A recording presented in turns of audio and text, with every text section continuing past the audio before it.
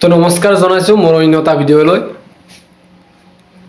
তো আজি আমি এই ভিডিঅ'টোত কথা পাতিম যি 25 চনত আমাৰ কিছুমান কেন্দ্ৰীয় চৰকাৰৰ ভেকেন্সি আহিছিল। তো এই ভেকেন্সি মোৰ এতিয়ালৈকে ৰিটেন এক্সাম অনুষ্ঠিত হোৱা নাই।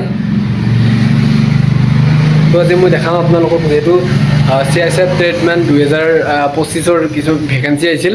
তো টোটেল ভেকেন্সি আছিল 1161টা। তো এই ভেকেন্সিসমূহ চাই ল'ব পাৰে।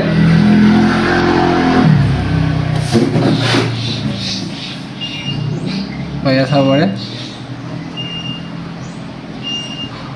তো বহুতো পোষ্ট আছিল, কুক, বাৰ্বাৰ, টেইলৰ, ৱাছাৰমেন, লগতে বহুতো পোষ্ট আছিল। তো চাব পাৰে।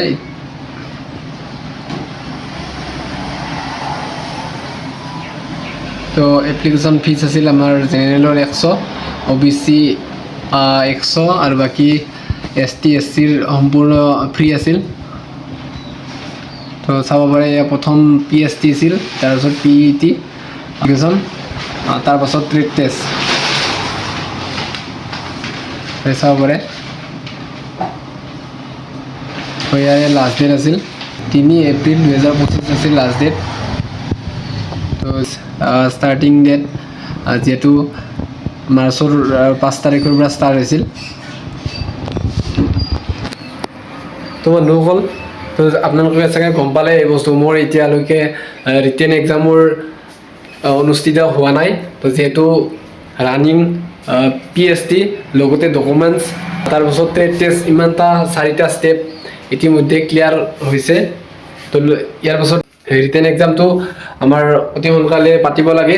তো আজিৰ এই ভিডিঅ'টো এইকাৰণে বনোৱা হ'ল যে বহুতে মোক কৈ আছিল আমাৰ দোকানত আহি, তো বহুতে পাছ কৰি থৈছিল CISFৰ ফিজিকেল লগতে ট্ৰেড টেষ্ট কোৱালিফাই কৰা আছিল। তো এইকাৰণে আজি ভিডিঅ'টো বনালোঁ।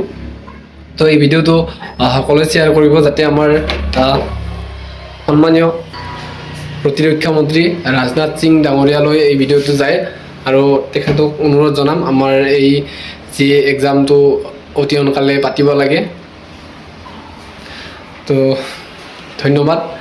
তো মোৰ ভিডিঅ'টো কেনেকুৱা লাগে, তো ভাল লাগিলে লাইক এটা কৰিব, লগতে মোৰ এই চেনেলটো ছাবস্ক্ৰাইব কৰি ৰাখিব যাতে আৰু এনেকুৱা নতুন নতুন তথ্যসমূহ দি থাকিব পাৰোঁ। তো ধন্যবাদ।